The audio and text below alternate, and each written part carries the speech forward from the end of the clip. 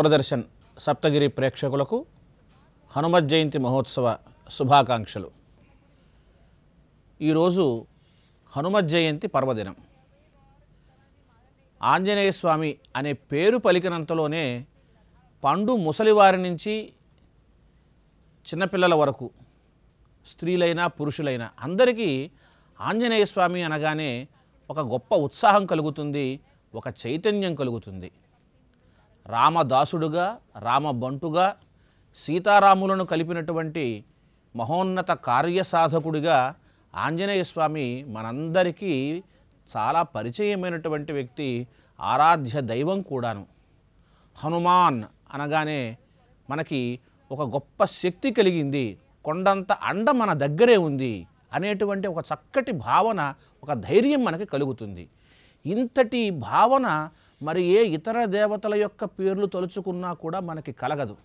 మనం ఒక కష్టం వచ్చినా, ఒక రాత్రి వేళ బయటికి వెళ్ళాలన్నా కూడా ఆంజనేయ స్వామిని తలుచుకుంటూ వెళ్తారు. ఇప్పటికీ మనకి ఆ అలవాటు ఉంది.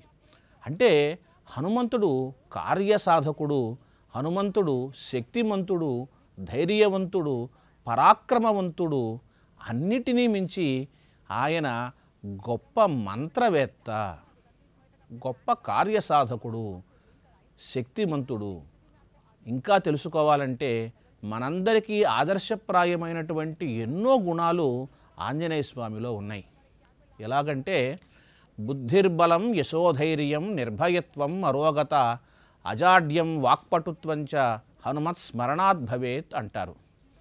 ఆంజనేయ స్వామిని స్మరించినంతలోనే బుద్ధి, బలము, యశస్సు, ధైర్యము, అరోగత్వం అంటే ఎటువంటి రోగాలు లేకుండా ఉండటం, ఇవన్నీ కూడా ఆంజనేయ స్వామిని స్మరించినంతలోనే కలుగుతాయని చెప్తున్నాయి శాస్త్రాలు.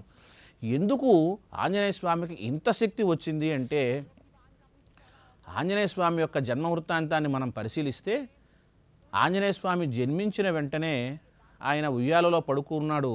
తల్లి అంజనాదేవి ఆ బాలుణ్ణి ముద్దు చేసి అప్పుడే ఇంట్లో పనుల నిమిత్తం లోపలికి వెళ్తోంది. ఈ బాలాంజనేయుడు ఆయన పుట్టుకతోనే బంగారు యజ్ఞోపవీతంతో, పట్టు వస్త్రాలతో జన్మించినటువంటి మహోన్నతమైనటువంటి ఈశ్వర వరప్రసాదమూర్తి ఆంజనేయుడు. ఆయన అమ్మ నాకు ఆకలిగా ఉంది, నాకు ఏదైనా తినటానికి పెట్టు అని అడుగుతాడు తల్లిని. అప్పుడు ఆమె అంటుంది, నాన్న ఏదైనా బాగా పండినటువంటి పండు ఉంటే చూసి తిను అని చెప్తుంది. ఆవిడ ఇంట్లో పనుల నిమిత్తం వెళ్తుంది. అప్పుడే సూర్యోదయం అవుతూ ఉంటుంది. అరుణోదయ కాంతులతో వస్తున్నాడు సూర్యభగవానుడు. ఆ ఎర్రటి బింబాన్ని చూసి బాగా పండిన పండు తినమని చెప్పింది కదా అంజనాదేవి, ఇదిగో ఇదే బహుశా ఎర్రగా బాగా పండినటువంటి పండు అని భావించి బాలాంజనేయుడు ఆ సూర్యగోళాన్ని మింగటానికి ఒక్కసారిగా ఆకాశంలోకి ఆయన ఎగురుతాడు. అటువంటి ఆకాశానికి ఎగిరినటువంటి బాలాంజనేయుడిని చూసి ఇంద్రుడు వజ్రాయుధాన్ని ప్రయోగిస్తాడు. ఆ వజ్రాయుధం ఆంజనేయుడి యొక్క దవడలకు తగిలి మూర్ఛపోతాడు. ఆ వజ్రాయుధపు దెబ్బ తగిలినటువంటి దవడలు కలిగినటువంటి వాడు కాబట్టి ఆయనకి హనుమాన్ అనే పేరు వచ్చింది. హనుమంతుడు అంటే చెక్కబడిన దవడలు కలిగినటువంటి వాడు అని అర్థం. ఎందుకని ఈ దవడలు చెక్కబడ్డాయో చెప్తే మీరు ఆశ్చర్యపోతారు. ఈ దవడల యొక్క చెక్కబడినటువంటి స్వభావం వల్ల స్వరజ్ఞానం, మాట చాలా అద్భుతంగా వస్తుంది. అందుకనే ఆంజనేయ స్వామి మనందరికీ తెలిసినటువంటి రామదాసుడు, రామబంటు మాత్రమే కాదు, ఆయన గొప్ప సంగీత జ్ఞాని కూడా. ఇందుకు సంబంధించినటువంటి అనేక వృత్తాంతాలు మనకి పురాణ ఇతిహాసాల్లో కనిపిస్తాయి. సరే, ఆ విషయం అలా పక్కన ఉంచితే, అలా మూర్ఛపోయినటువంటి ఆంజనేయ స్వామిని చూసి తండ్రి అయినటువంటి వాయుదేవుడు ఎంతో దుఃఖిస్తాడు. తన కుమారుడు కలిగినటువంటి ఆపదను చూసి సకల ప్రాణుల్లో ఉండేటువంటి, సకల లోకాల్లో ఉండేటువంటి ప్రాణవాయువును ఆయన స్తంభింపచేస్తాడు. ఎప్పుడైతే వాయు సంచారం లేదో ప్రాణులన్నీ కూడా ఉక్కిరి బిక్కిరి అయిపోతున్నాయి, ముల్లోకాలు కూడా తల్లడిల్లిపోతున్నాయి. దేవతలందరూ కలిసి బ్రహ్మ దగ్గరికి వెళ్ళారు. బ్రహ్మదేవుడు ముక్కోటి దేవతల్ని తీసుకుని ఆంజనేయ స్వామి వారు ఎక్కడైతే పడిపోయి ఉన్నారో ఆ పర్వతాగ్రం మీదకు వచ్చి తన శక్తి చేత ఆంజనేయుణ్ణి మూర్ఛ నుంచి తప్పించి ఆయనకు వరమిస్తాడు. ఏమనంటే చిరంజీవా అని. ఆంజనేయ స్వామి వారు చిరంజీవి. అన్ని యుగాలలోనూ మొత్తం చిరంజీవిగా ఉంటూ తన భక్తుల్ని కాపాడేటువంటి మూర్తి హనుమంతుడు. బ్రహ్మ యొక్క వరప్రసాదం ఆ విధంగా ఆంజనేయుడికి లభించింది. అంతేకాదు ఆ క్షణాన అక్కడకు వచ్చినటువంటి ముక్కోటి దేవతలు కూడా ఆంజనేయ స్వామి వారిని తమ తమ సంబంధమైనటువంటి అస్త్రాలు నీ మీద పనిచేయవు అని వరమిస్తారు. అదే సందర్భంలో బ్రహ్మదేవుడు ఒక మాట చెప్తాడు. ఏమనంటే, నాయన ఆంజనేయ, నీ పేరు మీద హనుమద్ వ్రతం అని ఒక వ్రతం లోకంలోకి వ్యాప్తి వస్తుంది. ఎవరైతే నీ వ్రతాన్ని చేస్తారో వారి కార్యాలన్నీ కూడా నువ్వు చేసి పెట్టవలసింది. ఇది నేను నీకు ఇస్తున్నటువంటి వరం, బ్రహ్మగా నేను ఇస్తున్నటువంటి ఆజ్ఞ కూడా అని చెప్తాడు బ్రహ్మదేవుడు. ఆ విధంగా హనుమద్ వ్రతం అనేది వ్యాప్తిలోకి వచ్చింది. ఎలాగైతే మనం సత్యనారాయణ స్వామి వారి వ్రతాన్ని చేసుకుంటామో హనుమద్ వ్రతం కూడా బ్రహ్మదేవుడి యొక్క ఆశీర్వచనం వల్ల వ్యాప్తిలోకి వచ్చింది. మరి దీనికి సంబంధించినటువంటి ఒక ఆసక్తికరమైన సంఘటన, ఒక ఇతివృత్తం మనకి పరాశర సంహితలో కనిపిస్తుంది. పరాశర మహర్షి రాసినటువంటి ఆ పరాశర సంహితలో ఈ హనుమద్ వ్రత వృత్తాంతం చక్కగా ఉంటుంది. ఎలాగంటే, సీతమ్మ వారిని రావణాసురుడు అపహరించిన తర్వాత సీతమ్మను వెతుకుతూ రామలక్ష్మణులు సంచారం చేస్తూ ఉంటారు. మనకు తెలిసినటువంటి కథే. ఆ సందర్భంలో సుగ్రీవుడితో స్నేహం అయిన తర్వాత ఆంజనేయ స్వామి వారు తన బాల్యంలో జరిగినటువంటి, ఇప్పుడు మనం చెప్పుకున్నటువంటి కథంతా చెప్పి, రామా, నా వ్రతాన్ని నువ్వు చెయ్యి, చేసినట్లయితే బ్రహ్మగారిచ్చినటువంటి వరం ప్రకారం నేను నీ కార్యాన్ని పూర్తి చేసి పెడతాను అని చెప్పారు. అలా పంపానదీ తీరంలో ఆంజనేయ స్వామి వారిని రామ లక్ష్మణులు ఇద్దరూ కూడా చక్కటి ఆసనం మీద కూర్చుండబెట్టి శాస్త్ర ప్రకారం హనుమద్ వ్రతాన్ని ఆచరిస్తారు. ఆ వ్రతాన్ని ఆచరించినటువంటి ఫలితంగా రామకార్యం మొత్తాన్ని తన భుజాల మీద వేసుకుని, ఏమిటి రామకార్యం? సీతాన్వేషణ. రావణాసురుడు అపహరించినటువంటి సీతమ్మను వెతకటమే రామకార్యం, రావణాసుర సంహారం, సీతమ్మను రామయ్యను ఒకటిగా చేయటం, ఇదంతా రామకార్యం. ఈ రామకార్యాన్ని తన భుజాన వేసుకుని ఆంజనేయ స్వామి నడిపిస్తాడు. ఎంత అద్భుతమైనటువంటి విషయం అంటే, ఇక్కడ సాధారణంగా దైవానికి ఎవరు పూజ చేస్తారు? ఆ దైవం యొక్క భక్తులు పూజ చేస్తారు. కానీ ఇక్కడ వ్యతిరేకంగా ఆంజనేయ స్వామి ఏమో రామయ్యకు బంటు, కానీ తన బంటును సింహాసనం మీద కూర్చోబెట్టి రామయ్య భక్తుడి స్థానంలో ఉండి ఆయన అర్చన చేస్తాడు. తన వ్రతాన్ని చేశాడు కాబట్టి రామయ్య పనిని ఆంజనేయ స్వామి చేసి పెడతాడు. చూడండి ఎంత విచిత్రమైనటువంటి సంఘటనలో. ఇక్కడ మనం అర్థం చేసుకోవాల్సినటువంటి తత్వం ఏమిటంటే, రాముడు శ్రీరామచంద్రమూర్తి విష్ణు స్వరూపం, ఆంజనేయుడు శివస్వరూపం. శివ విష్ణువులకు, శివ కేశవులకు, హరిహరులకు అభేదం చెప్పటం, ఇద్దరూ ఒకటే అని చెప్పటమే ఈ ఆంజనేయ స్వామి వారిని ప్రత్యక్షంగా కూర్చుండబెట్టి రాముడు వ్రతం చేయటం. ఈ విధంగా హనుమద్ వ్రతాన్ని ప్రపంచంలో మొట్టమొదటిగా చేసినటువంటి వాడు రామచంద్రమూర్తి అయితే, అప్పటి నుంచి రామకార్యాన్ని హనుమంతుడు తన భుజాల మీద మోసి నెరవేరుస్తాడు. ఇదొక ఘట్టం. అంటే రామకార్యాన్ని చేయటానికి హనుమంతుడికి శక్తినిచ్చినటువంటిది ఏమిటి అంటే హనుమద్వ్రతం. ఈ పరాశర సంహితలో చెప్పిన దాన్ని మనమందరం కూడా పాటించి హనుమంతుడి యొక్క ఆశీస్సులను పొంది ఆ స్వామి అనుగ్రహం చేత మన కార్యాలన్నీ కూడా నెరవేర్చుకుందాం. మరొక ఆసక్తికరమైనటువంటి సంఘటన కూడా హనుమంతుడి యొక్క వృత్తాంతం నుంచి మనం తెలుసుకోవాలి. ఆంజనేయ స్వామి వారు నవవ్యాకరణ పండితుడు. ఆయన అంటే ఏమిటి? 9 రకాలైనటువంటి వ్యాకరణ శాస్త్రాలను, వ్యాకరణ గ్రంథాలను మనకి శాస్త్రాలు చెబుతున్నాయి. వాటన్నిటినీ కూడా అధ్యయనం చేసినటువంటి వ్యక్తి హనుమంతుడు. ఎలా అధ్యయనం చేశాడు అంటే, ఆంజనేయ స్వామి వారికి విద్యాభ్యాసం చెయ్యాలి అనేటువంటి ఆ వయసు వచ్చి ఆ కోరిక కలిగిన సందర్భంలో ఆ స్వామి సూర్యుడిని ప్రాధేయపడతాడు. స్వామి సూర్యదేవ, నన్ను నువ్వు శిష్యుడినిగా స్వీకరించు, ఇదిగో నేను నీకు శిష్యరికం చేస్తాను, నువ్వు నాకు గురువుగా ఉండి నాకు అన్ని విద్యలు నేర్పించు అని ప్రాధేయపడతాడు. అప్పుడు సూర్యుడు అంటాడు, నాయనా, నేనేమో ఒక్క క్షణం కూడా ఆగటానికి వీలు లేనటువంటి పరిస్థితి, ఉదయం నుంచి సాయంత్రం వరకు నేను సంచారం చేస్తూ ఉంటాను, మరి నేను నీకు ఎలాగయ్యా పాఠాలు చెప్పటం అంటాడు. స్వామి, ఏమీ ఇబ్బంది లేదు, నేను ఉదయాద్రి మీద ఒక కాలు పెడతాను, పశ్చిమాద్రి మీద మరొక కాలు పెట్టి నీ గమనానికి అనుగుణంగా తల తిప్పుతూ నిన్ను అనుసరిస్తూ ఉంటాను, నువ్వు నాకు విద్య నేర్పించవలసింది అని ప్రాధేయపడతాడు. ఇక్కడే మనం హనుమ యొక్క లక్షణాన్ని మనం గుర్తించాలి. స్వయంగా గురువుగారు నీకు చదువు చెప్పను అన్నాడు.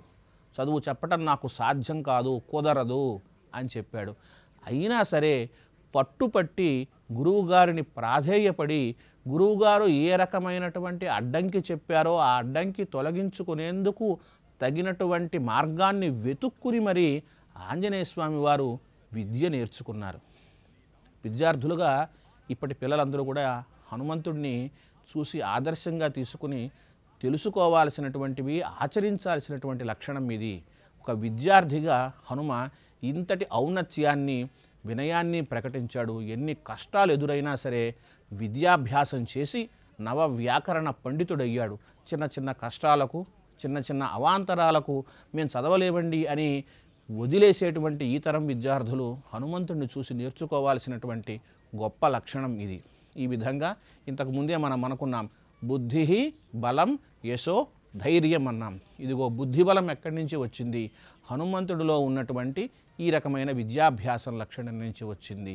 హనుమంతుడు ఆయన మహాబల పరాక్రమం కలిగినటువంటి వాడు, పుట్టుకతోనే బలపరాక్రమం కలిగినటువంటి వాడు. అంతేకాదు గొప్ప జ్ఞాని కూడా. కేవలం బాహుబలం ఉంటే సరిపోదు, బుద్ధిబలం కూడా ఉండాలి. దీనికి ఉదాహరణ మనకి సుందరకాండలో కనపడుతుంది. ఎక్కడంటే సీతమ్మ వారిని వెతకటానికి లంకకు చేరుకున్నటువంటి ఆంజనేయ స్వామి అశోకవనంలో ఉన్నటువంటి సీతమ్మను గుర్తిస్తాడు. అయితే నేరుగా అమ్మ దగ్గరికి వెళ్తే తనను గుర్తించకపోవచ్చు, భయపడవచ్చు. అప్పటిదాకా రాక్షసుల మాయల ప్రభావంలో ఉన్నటువంటి సీతమ్మ తల్లి తనను చూసి కూడా రాక్షసమాయే అనుకోవచ్చు. అందుకని పక్కన మరొక వృక్షం మీద ఉంటాడు, ఏం జరుగుతుందో చూద్దాము అని. ఇంతలో రావణాసురుడు రావటం, సీతమ్మను బెదిరించటం, అనేక రకాలైనటువంటి దుర్భాషలాడటం ఇవన్నీ మనకి కథలో తెలిసినటువంటివే. రావణాసురుడు పెట్టినటువంటి బాధలు భరించలేక సీతమ్మ ఆత్మత్యాగం చేసుకోవాలి అని ఉరిపోసుకోవటానికి సిద్ధపడుతుంది. ఇదంతా పక్కనే ఉన్నటువంటి వృక్షం మీద కూర్చున్నటువంటి హనుమ గమనిస్తారు. గమనించి అయ్యో సీతమ్మ తల్లిని ఎట్లా ఇప్పుడు కాపాడుకోవటం, నువ్వు ఆగు, నువ్వు ఉరిపోసుకోవద్దు అని అరిస్తే నమ్మదు, రాక్షసులే ఏదో మాయ చేశారు అనుకుంటుంది. మరి ఏం చెయ్యాలి? సీతమ్మను కాపాడాలి అంటే ఏం చెయ్యాలి అంటే హనుమ చటుక్కున ఒక ఆలోచన చేస్తారు. ఏ స్త్రీమూర్తికైనా తన పుట్టింటి వారు, తన పుట్టింటి భాష, తన పుట్టింటి యాస, తన పుట్టింటి మాట ప్రాణాన్ని కలిగిస్తుంది. మాకు ప్రాణం లేచి వచ్చిందంటారే అదనమాట. అందుకని సీతమ్మ యొక్క పుట్టింటి ప్రాంతం ఏమిటి? మిథిలా నగరం. సీతమ్మకు అత్యంత ప్రాణం ఎవరు? రాముడే, ఇంకెవరు ఉంటారు? కాబట్టి ఏం చేశాడు ఆంజనేయ స్వామి? మిథిలానగర ప్రాంతంలో మాట్లాడుకునేటువంటి స్లాంగ్ అంటామే, యాస అంటామే, ఆ మైథిలి ప్రాకృత భాషలో సీతమ్మకు ప్రాణమైనటువంటి రామకథను వినిపిస్తాడు. ఈ విధంగా మైథిలి ప్రాకృత భాషలో రామకథ చెవిన పడగానే ఒక్కసారిగా తన పుట్టింటి వారు ఇక్కడ ఎవరో ఉన్నారు అనేటువంటి భావన సీతమ్మలో కలుగుతుంది. ఆ ప్రాణత్యాగం, ఆత్మహత్య చేసుకోవాలి అనేటువంటి ఆ ఆలోచనను విరమిస్తుంది. అప్పుడు ఆంజనేయ స్వామి ఆమె దగ్గరికి వెళ్ళి, అమ్మా నేను రామయ్య పంపిన బంటుని అని ఆ కథ అంతా చెబుతాడు. చూడండి, ఆత్మత్యాగం చేసుకోబోతున్న ప్రాణిని కాపాడినటువంటి బుద్ధి కుశలత హనుమయ్య దగ్గర ఉన్నది. అందుకనే హనుమను చూసి మనం ఏం నేర్చుకోవాలి అంటే ఈ రకమైనటువంటి సన్నివేశానికి, అంటే ఏ సన్నివేశానికి ఏ రకమైనటువంటి భాషను ఉపయోగించాలి, ఎటువంటి మాట మాట్లాడితే, అందుకనే మాట ప్రాణం తీస్తుంది, మాట ప్రాణం పోస్తుంది. ఒక్క దుర్భాష మాట్లాడితే అవతలవాడు ఆ మాటకు బాధపడి ప్రాణం తీసుకుంటారు. ఒక మంచి మాట మనిషికి ప్రాణం పోస్తుంది. ఎలాగైతే సీతమ్మను ఒక మాట ద్వారా హనుమ కాపాడారో, మరో సందర్భంలో రామయ్య యొక్క ప్రాణాలు నిలబెట్టిన వాడు కూడా ఈ మాట ద్వారా హనుమే. ఎందుకనంటే రావణాసురుడు సీతమ్మను తీసుకువెళ్ళిపోయినప్పుడు రామలక్ష్మణులు ఆ అరణ్య ప్రాంతంలో సీతమ్మను వెతుకుతూ సుగ్రీవుడు ఉన్నటువంటి పర్వత ప్రాంతానికి వస్తారు. సుగ్రీవుడు అనుకుంటాడు తన అన్న వాలి తనను చంపించటానికి ఎవరో మనుషుల్ని పంపించారు, అదిగో వాడు బాణాల్ని పట్టుకొస్తున్నారు అని అనుకుంటాడు. హనుమంతుణ్ణి పంపిస్తాడు, తన సుగ్రీవుడి యొక్క మంత్రి హనుమ. అదిగో మంత్రి హనుమ, వాళ్ళెవరో వస్తున్నారు చూసిరావయ్యా అని పంపిస్తాడు. అప్పుడు హనుమంతుడు ఒక వృద్ధ బ్రాహ్మణుడి రూపంలో వాళ్ళిద్దరి దగ్గరికి, రామలక్ష్మణుల దగ్గరికి వచ్చి ఓ మాట అంటాడు ఇలా, అయ్యా మీరు ఆ శస్త్రాస్త్రాలు ధరించినటువంటి మహాపురుషుల వలె ఉన్నారు, మీ వేషం చూస్తేనేమో మునికుమారుల్లాగా ఉంది, ఇంత సుకుమారుల చేతిలో ఇంత కఠినమైనటువంటి ధనుర్బాణాలు ఉన్నాయి, గొప్ప కార్యం లేకపోతే మీ వంటి వారు ఇటు రారు కదా అన్నాడు. అద్భుతమైనటువంటి మాట మాట్లాడాడు. ఎక్కడా ఒక్క కఠినమైన మాట లేదు, ఒక్క పరుషం పలకలేదు, ఒక అపశబ్దం పలకలేదు, నిందించలేదు, ప్రశ్నించను కూడా స్వయంగా ప్రశ్నించలా. ఇంతటి సుకుమార దేహం కలిగినటువంటి వీరు పరాక్రమం కల్పిస్తోంది, కఠినమైన బాణాలు పట్టుకొచ్చారు, గొప్ప కార్యం లేకపోతే ఇటు రారు కదా అన్నాడు. చూడండి, రామయ్య వెంటనే ఆశ్చర్యపోయాడు. లక్ష్మణ, చూశావా, ఇటువంటి ఈ వ్యక్తి మాట్లాడినటువంటి మాట ఎంత గొప్పగా ఉందో. నా ఋగ్వేద వినీతస్య నా యజుర్వేదధారిణ నా సామవేద విదుష సఖ్యమేవం ప్రభావితం. ఇట్లా ఋగ్వేదము, యజుర్వేదము, సామవేదము 3 వేదాలు, అంటే 4 వేదాలని మీకు సందేహం రావచ్చు. త్రయీ వేదాహ, మొదట్లో వేదాలు 3, తర్వాత వాటిని విభాగం చేసి అధర్వణ వేదం వచ్చింది, తర్వాత 4 వేదాలు ఉన్నాయి. త్రయీ అని వేదానికి పేరు. ఋగ్వేదము, యజుర్వేదము, సామవేదము ఈ వేద అధ్యయనం చేసినటువంటి వ్యక్తి తప్ప మరొక వ్యక్తి ఈ విధంగా మాట్లాడలేడు. అతను మాట్లాడిన దాంట్లో ఒక అక్షరం పొల్లు లేదు, నిందించలేదు, ప్రశ్నించలేదు, సందేహం లేదు. అయినా సరే అవతల వ్యక్తులు ఎందుకు వచ్చారో, ఏ కార్యం మీద వచ్చారో, వారు వచ్చినటువంటి పనిని వారి చేతే చెప్పించేటువంటి నేర్పుగా ఇతను మాట్లాడాడే. లక్ష్మణ, ఇటువంటి వ్యక్తి గనక మంత్రిగా ఉంటే సమస్త భూమండలాన్ని మనం పరిపాలించవచ్చు అంటాడు. హనుమలో ఉన్నటువంటి వాక్య కోవిద లక్షణం, అంటే మాట ఎలా మాట్లాడాలి అనేటువంటి ఒక గొప్ప లక్షణం హనుమలో ఈ సందర్భంలో కనిపిస్తుంది. అటు సీతమ్మని ప్రాణం కాపాడిన సందర్భంలో, ఇటు రామయ్యను సుగ్రీవుణ్ణి మిత్రులుగా చేసినటువంటి సందర్భంలో హనుమ మాట్లాడినటువంటి మాటలు ప్రాణాలు నిలిపాయి. నేటి తరం మనం చిన్న చిన్న ఆవేశాల కోసం, చిన్న చిన్న మాట పట్టింపుల కోసం కుటుంబాలు విడిపోతున్నాయి, ప్రాణాలు తీసుకుంటున్నారు.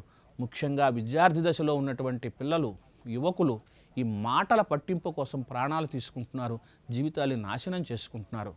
హనుమను ఆరాధించి హనుమ జీవితం నుంచి ఈ లక్షణాన్ని గనక నేర్చుకున్నట్లయితే, మాట ఎలా మాట్లాడాలో తెలుసుకున్నట్లయితే మన జీవితాలన్నీ సుసంపన్నంగా ఉంటాయి. అంతేకాదు, హనుమ అద్భుతమైనటువంటి పరాక్రమవంతుడు, హనుమ అద్భుతమైనటువంటి కార్యసాధకుడు.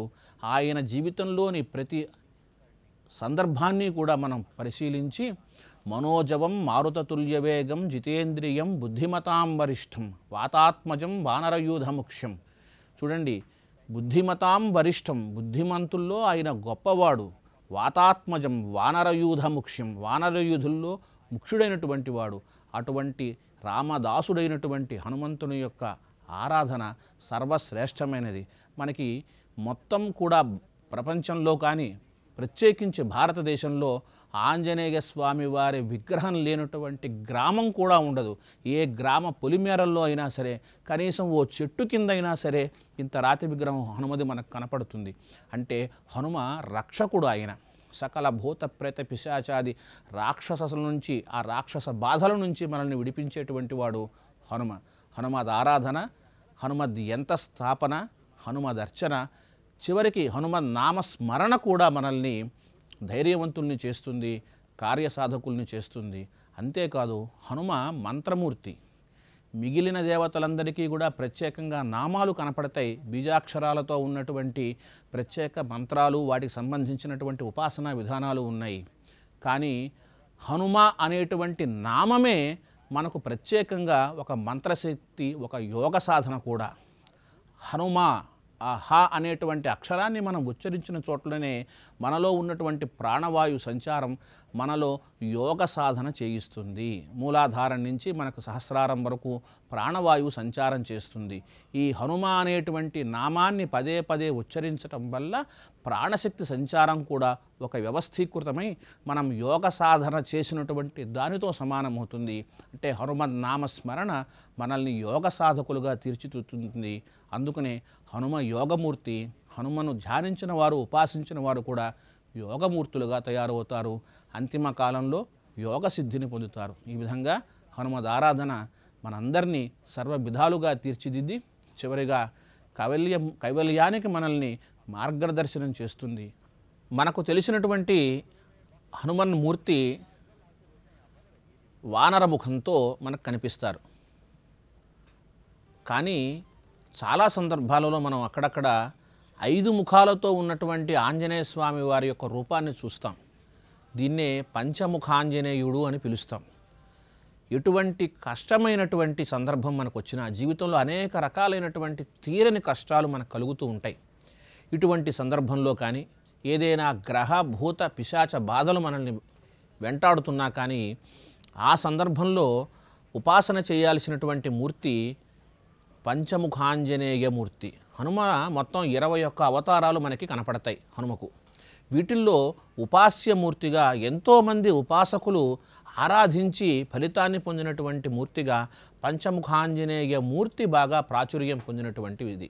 పరాశర సంహితలో ఈ పంచముఖాంజనేయ అవతారం ఎలా వచ్చింది అనే దానికి సంబంధించినటువంటి ఒక పురాణ గాథ ఉంది. దాన్ని తెలుసుకుందాం. మనందరికీ తెలిసినటువంటి రావణాసురుడు దశకంఠ రావణాసురుడు, 10 తలకాయలు ఉన్నటువంటి వాడు. సరే, మనకు తెలిసినటువంటి కథే. ఆ రావణాసుర సంహారం అయిపోతుంది. సీతారాములు కలిసి మళ్ళీ అయోధ్యకు వెళ్తారు. రాముడు పట్టాభిషేకం చేసుకుంటారు. కాలం గడుస్తూ ఉంటుంది. మరికొంత కాలానికి 100 శిరస్సులు ఉన్నటువంటి శతకంఠ రావణాసురుడు ఆవిర్భవిస్తాడు. అతడు కూడా రాక్షసుల రాజ్యానికి రాజుగా ఉంటూ ఈ మహర్షులను, పుణ్యపురుషులను, లోకాలన్నింటినీ కూడా బాధ పెడుతూ ఉంటాడు. వీరి బాధలు తట్టుకోలేక మహర్షులంతా కూడా రాముడి దగ్గరికి వెళ్ళి, రామా, నువ్వు దశకంఠ రావణాసురుని సంహారం చేశావు, బాగుంది. ఇదిగో మళ్ళీ శతకంఠ రావణాసురుడు తయారయ్యాడు, లోకాలన్నీ బాధిస్తున్నాడు. స్వామి, మళ్ళీ నువ్వే ఈ కార్యాన్ని భుజానికెత్తుకుని మమ్మల్ని అందరినీ కాపాడాలి, రాక్షస బాధ నుంచి మమ్మల్ని విముక్తి చేయవయ్యా అని ప్రార్థిస్తారు. సరేనంటాడు రామచంద్రమూర్తి. మహర్షులకు అభయం ఇస్తాడు.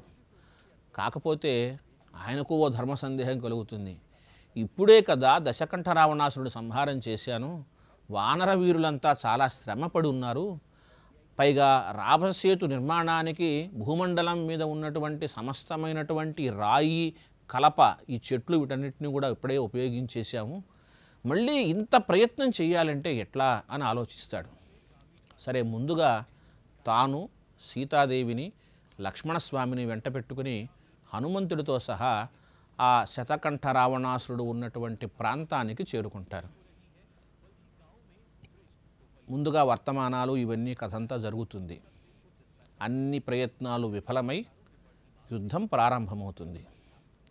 రామలక్ష్మణులు ఇద్దరూ కూడా తమ తమ పరాక్రమాన్ని ప్రకటిస్తూ శతకంఠ రావణాసురుడి మీదతో యుద్ధం చేస్తారు.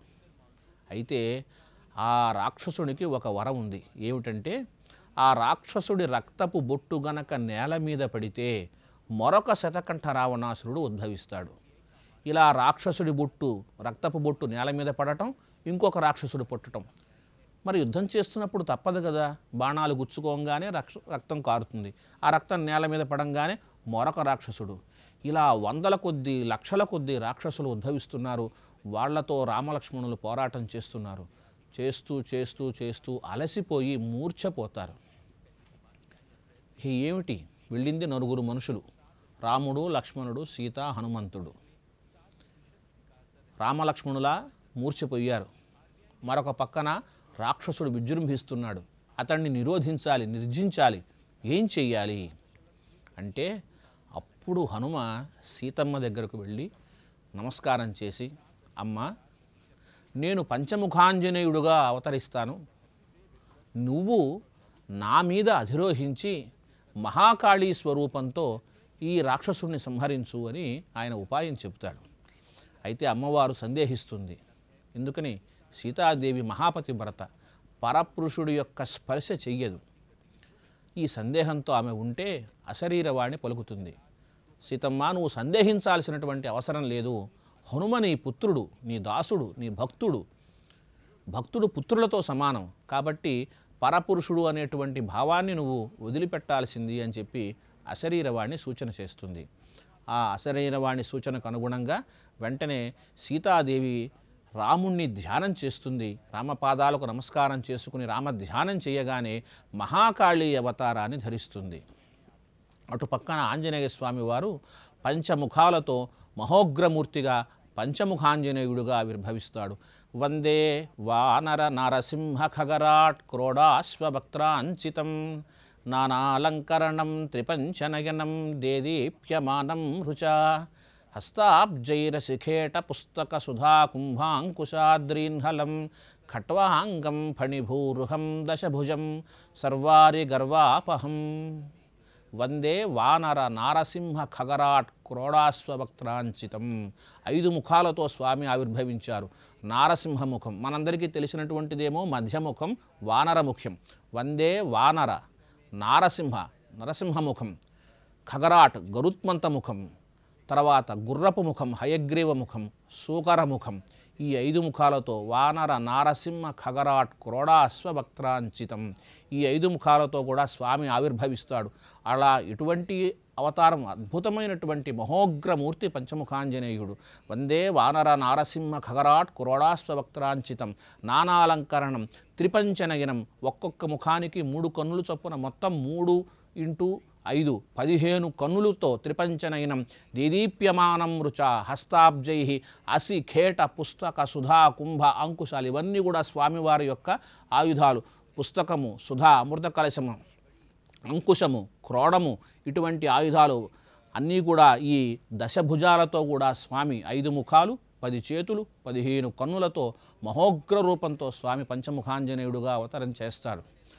అటువంటి స్వామిని సీతాదేవి అధిరోహించి మహాకాళీ స్వరూపంతో ఉన్నది కాబట్టి ఆమె రణరంగమంతా కూడా తన నాలికను విస్తరిస్తుంది. అప్పుడు ఏం జరుగుతుంది? యుద్ధం జరిగినప్పుడు వాడికి ఉన్నటువంటి వరం ఏమిటి? ఆ రాక్షసుడికి రక్తపు బొట్టు నేల మీద పడితే కదా మరొక రాక్షసుడు ఉద్భవించేది. ఇక్కడ రణరంగం అంతా కూడా ఆ మహాకాళి యొక్క నాలిక ఆవరించి ఉంది కాబట్టి నేల మీద భూస్పర్శ తగలటానికి అవకాశం లేదు. ఇక రావణుడు యొక్క శతకంఠ రావణాసురుడు యొక్క శక్తి నిర్వీర్యమైపోయింది.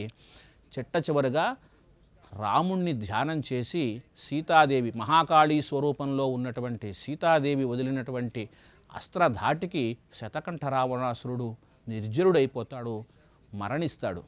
తర్వాత ఇద్దరు కూడా తమ అవతారాలను చాలిస్తారు. ఇంతలో రామలక్ష్మణులు మూర్ఛ నుంచి బయటికి వస్తారు. యుద్ధానికి సన్నద్ధం కాబోతూ ఉంటే అప్పుడు హనుమ చెప్తారు, స్వామి రాక్షస సంహారం పూర్తయిపోయింది, మీరు శాంతించవలసింది అని చెప్తాడు. అయ్యో ఎలా జరిగింది అంటే మళ్ళీ ఆ వృత్తాంతం చెప్తే మరొక్కసారి రాముడి యొక్క కోరిక మేరకు పంచముఖాంజనేయుడు మారుతి మన యొక్క అవతారాన్ని చూపిస్తారు. ఈ విధంగా శతకంఠ రావణాసురుడి సంహార సందర్భంలో పంచముఖాంజనేయ అవతారం వచ్చింది. ఈ పంచముఖాంజనేయ అవతారము ఉపాస్యమూర్తిగా చాలా విశేషమైనటువంటిది. మన్యు సూక్తంతో మనకి వేదంలో చెప్పినటువంటి మన్యు సూక్తంతో ఈ స్వామిని అర్చించినట్లయితే మన్యు సూక్త హోమము, మన్యు సూక్తంతో పంచముఖాంజనేయుడికి చేసేటువంటి అభిషేకము తీరనటువంటి కష్టాల నుంచి అనేక రకాలైనటువంటి తీవ్రమైనటువంటి చాలా కాలంగా మనకున్నటువంటి అనారోగ్య బాధల నుంచి కూడా విముక్తి చేస్తుంది మనల్ని. కాబట్టి పంచముఖాంజనేయుడి యొక్క ఉపాసన చాలా ఫలితాలను కలిగిస్తుంది. ఈ ఆలయాలు కూడా చాలా తక్కువగా ఉంటాయి. దాసాంజనేయుడు, వీరాంజనేయుడు ఇటువంటి ఆలయాలు మనకి గ్రామంలో ఉంటాయి. కానీ పంచముఖాంజనేయుడి యొక్క ఆలయాలు చాలా చాలా తక్కువగా ఉంటాయి. దేశం మొత్తం మీద కూడా వేళ్ల సంఖ్యలో లెక్క పెట్టేటువంటి ఆలయాలు మాత్రమే ఉంటాయి. ఇటువంటి ఈ పంచముఖాంజనేయుడిని ఈ హనుమ జయంతి సందర్భంగా గనక మనం ప్రత్యేకంగా సింధూరార్చన చేయటము, అలానే హనుమద్ వాల పూజ అని ఒకటి ఉన్నది. ఆ హనుమంతుడి యొక్క వాలానికి సింధూరంతో పూజ చేసినట్లయితే కూడా ఈయన తీరని దీర్ఘకాలంగా అపరిష్కృతంగా ఉన్నటువంటి సమస్యల నుంచి కూడా నివారణ జరుగుతుంది. అలానే ఈసారి హనుమ జయంతి చాలా విశేషంగా వచ్చింది. హనుమంతుడు పూర్వాభాద్ర నక్షత్రంలో వైశాఖ బహుళ దశమి రోజున ఆవిర్భవించారు. ఆ వైశాఖ బహుళ దశమి రోజున స్వామిని మన్యు సూక్తంతో అభిషేకించటం, సింధూరార్చన చేయటం, ప్రత్యేకించి నాగవల్లి దళార్చన అంటే తమలపాకులతో పూజ చేయటం, ఇవన్నీ స్వామికి ప్రీతికరమైనటువంటి అంశాలు.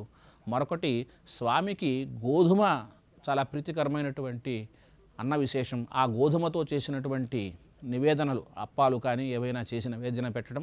ప్రత్యేకించి స్వామికి పసుపు వర్ణం అంటే పీతవర్ణం, పీతవస్త్రం, పీతపుష్పం అని చెప్తారు. అంటే పసుపు వర్ణం స్వామికి చాలా ప్రీతికరమైనటువంటిది. పసుపు రంగుతో ఉన్నటువంటి వస్త్రాలు స్వామికి సమర్పణ చేయటం, పసుపు రంగు చందనాన్ని స్వామికి అలంకారం చేయటం, ఇవన్నీ కూడా స్వామికి ప్రీతిపాత్రమైనటువంటి ఉపచార సేవలు. వీటిల్ని చేయటం ద్వారా ఆ స్వామి సంతోషించి మనందరి యొక్క కష్టాలను నెరవేర్చి అంత్యకాలంలో మనకి పరాశర సంహిత ఏం చెబుతోంది అంటే, ఎవరైతే హనుమంతుడిని సదా ధ్యానం చేస్తారో అంత్యకాలంలో మనిషికి మరణకాలంలో కావలసింది ఏమిటి అంటే దైవచింతన కలిగి ఆ దైవచింతన ద్వారా మోక్షాన్ని పొందటం.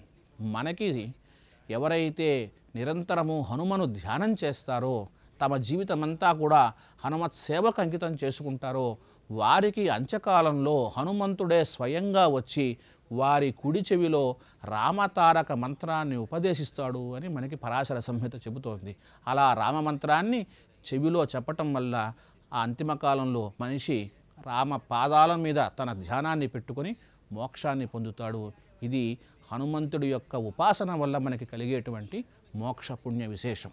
ఈ విధమైనటువంటి ఉపాస్యమూర్తి పంచముఖాంజనేయుడిని మనమందరం కూడా ఉపాసన చేసి ఆ స్వామి అనుగ్రహం ద్వారా కైవల్యాన్ని పొంది మన జీవితాలని సార్థకం చేసుకుందాం. స్వస్తి.